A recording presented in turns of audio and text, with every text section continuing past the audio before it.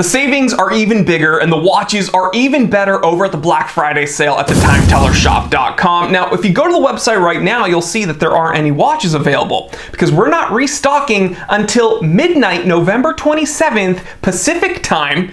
That is Black Friday. When the clock strikes 12, you're not gonna turn into a pumpkin, you're gonna turn into a watch buying machine, and you're gonna check out all the ridiculous watches we're gonna have available. Guys, last year, we sold out in like a record time. This year, the watches are even more ridiculous, and I'm gonna be giving you even more savings when you use this coupon code at checkout. Do not miss out. I will see you there. What's going on, everybody? I'm Jory Goodman, the Time Teller, and you can see we have another micro brand here for Micro Brand Monday. So let's go ahead, unbox this, and see what we have here from Aerotec Watch Company. A company I've never heard of before, but I'm very excited to see what they have. It's 12:29 p.m. Let's get down to business.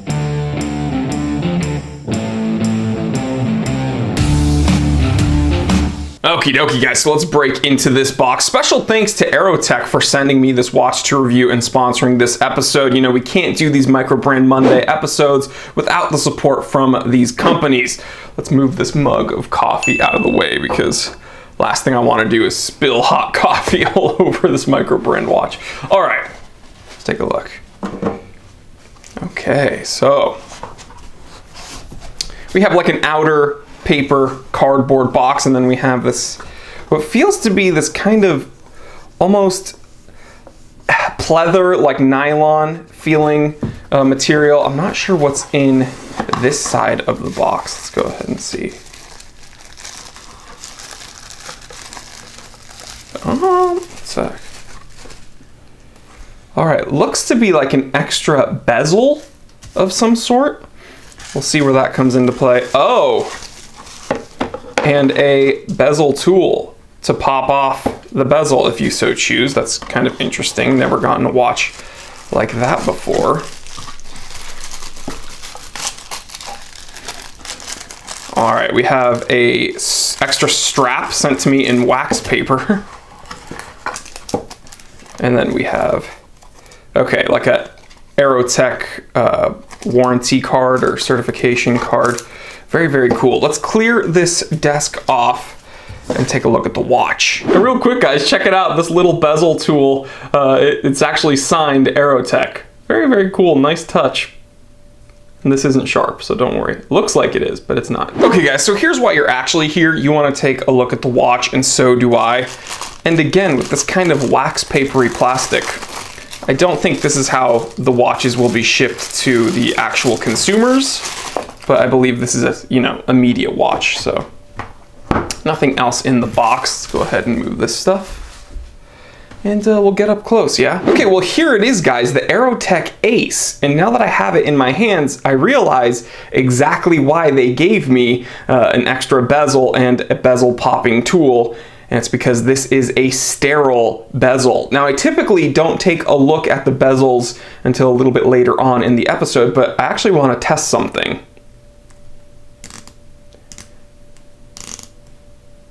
Okay, so this bezel does rotate because I noticed the extra bezel has markings. So this is a unidirectional rotating bezel with some definite ratcheting in there, not a whole lot of play. But again, this is a sterile bezel, so you're not really going to be using that to time anything.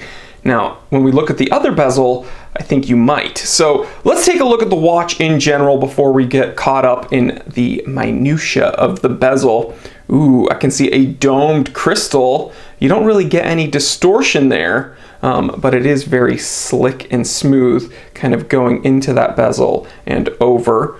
You notice, I think the first thing that'll jump out at us is that this is not steel. This is a bronze case with, of course, a bronze bezel as well. Oh, looks like a stainless steel case back though, and I assume this is a screw down case back.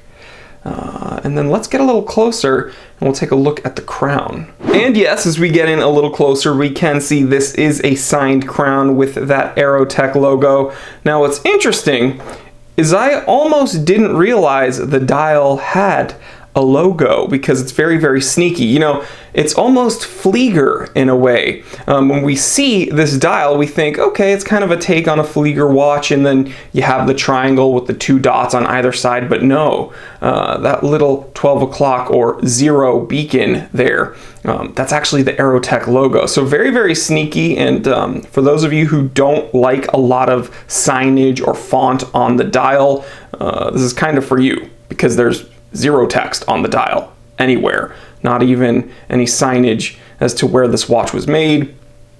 Literally, the logo is kind of integrated very seamlessly at that 12 o'clock index. Very, very cool. So real quick, guys, I do want to take a moment and talk about this dial a little further, because although I said a moment ago, there's a definite lack of text on the dial, and for some people, that's a very, very good thing.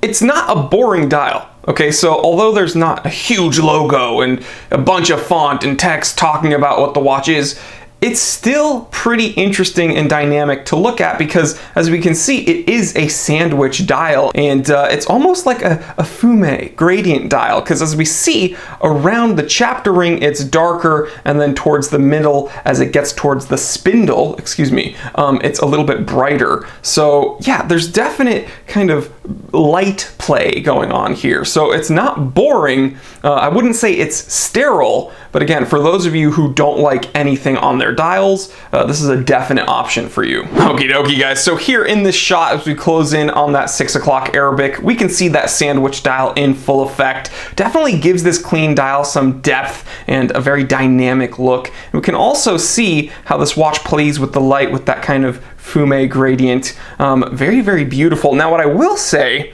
is in between the 7 and 8 o'clock Arabic, we can see a little bit of an imperfection on the dial. Gato, please close in on that. Show a little circle there.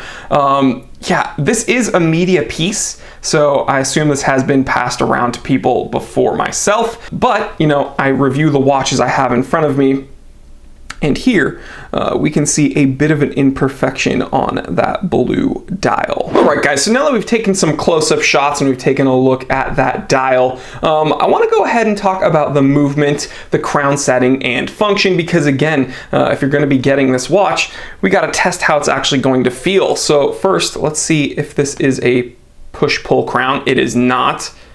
Yep, okay, it is a threaded crown. I'm not going to speak too soon this time. The last watch I reviewed, it was very smooth unthreading it, and it was just not great threading it back up. But this does not have that problem. This is a very, very smooth crown inside and out. Okay, it is unthreaded. Let's feel the crown setting and function. Okie dokie. So, as we can see, the crown is in its final position and the second hand has stopped moving. So this watch does hack. When we push it back in, the second hand is alive once again. Yep, this is a hacking movement. Let's push it in and see if it hand winds. I'll move it up to the mic for you guys. We can definitely feel and hear some resistance there, so this is hand winding as well. That's because this watch uses a Seiko Instruments NH38 automatic movement. All right, guys, so as I go ahead and move the handset around just to kind of see how it feels and to get it into a more aesthetic position, let's talk about the movement. So that Seiko NH38 automatic movement is a 24 joule automatic. Again, it does have hacking and hand wind, and we just verified that right now. About a 41-hour power reserve and a 21,600 BPH sweep. So we can see it's smooth, but it's not like silky smooth. It's not like a 28,800 BPH or a high beat movement, but it doesn't look bad. It's not, you know, choppy like a quartz movement. So yeah, kind of a workhorse movement, solid. We all have experience with Seiko's NH35 automatic movement, and this is very, very similar. But yeah, not a bad movement indeed. Let's take a look at the case back. So guys, here we have the stainless steel case back screw down. We can see it is CUSN8 bronze case, Aerotec Pilot. So this is a pilot's watch. It does have that Seiko NH38 automatic and a 200-meter water resistance rating with that threaded crown. So guys, although this is, I guess, what they would consider a pilot's watch, it is very, very competent as far as, you know, getting wet or doing whatever you have to do on a day-to-day basis. Very, very cool. All right, guys, you know what time it is. It is time to measure the watch with my digital calipers. Now, guys, I apologize for that glare coming off that super domed sapphire crystal. But let's go ahead and measure it. Now, this watch does not have any crown guards, so kind of a classic case shape there. We're getting a 40 millimeter case diameter on the button. Let's go ahead and measure the lug to lug. About 47.4 millimeter lug to lug. And 16 millimeter case thickness. Not terrible dimensions there, guys. Doesn't seem to be enormous with that sub 50 millimeter lug to lug and that 40 millimeter case diameter, but we won't know until we put it on the wrist. So let's go ahead and do that. Alrighty, guys, here we have the Aerotec Ace on my 7.5-inch wrist for reference. We can see that it's not really encompassing the sides of my wrist with that sub 50 millimeter lug to lug, and that's what I want. Okay, again, there's no rules when it comes to watch collecting or how you want to wear your watch, but just a rule of thumb for me is that the lugs shouldn't be hanging over the sides of my wrist. It's just not a good look in my opinion, but you know, different strokes for different folks. We can see here that bronze buckle is also signed with that Aerotec logo. I'm actually kind of digging the fact that they've integrated the logo very seamlessly in the watch, and it's not just like in the middle sticking out like a sore thumb. I think it's very nicely done because, again, it's very functional as that kind of Flieger index. Very, very cool. I'm also kind of digging how not only that crystal, but also just the dial finish is playing with the light. Really, really nice. And again, this watch has already picked up a very nice patina just from other people holding it and wearing it and everything. Some people really like bronze and brass watches. Other people just really don't like that. I tend to really like it. I think it gives any watch a really kind of old school rustic vibe, especially as it ages and gets a nice patina on there. But yeah, I'd love to hear what you think. What do you guys think of these kind of different metals? I know most of us, when we think of sports watches, we think of stainless steel.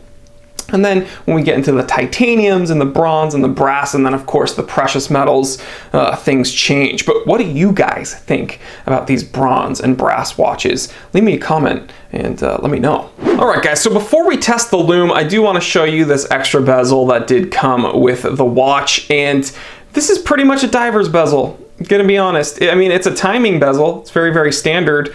Would I use it with this watch? If you want that added functionality and you want to turn this more into kind of a nautical diver, then yeah, go for it. But personally, now that I've spent some time with it with the sterile bezel, I actually think it looks tougher and sleeker and goes with the whole vibe of not a whole lot of signage and markings with this sterile bezel. I don't really want to muck up that whole aesthetic by adding more markers and indexes onto this watch. So I'd love to hear your opinions, but I actually much prefer it with the sterile bezel. All right, guys, let's see that lume. Oh, it's already kind of glowing there. Let's light up the dial for a moment. Oh, heck yeah. All right, so the handset is a bit brighter than any of the Arabics, but I like that the logo, again, because it's used as kind of an index, is also glowing. The handset, much, much, much brighter though.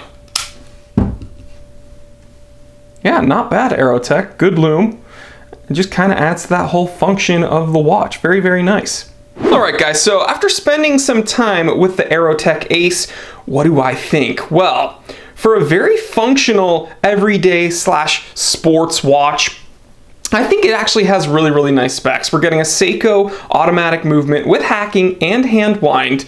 We're getting a really interesting sandwich dial with a really nice bronze contrast going on here. Plays with the light very, very nicely. We're getting a sapphire crystal.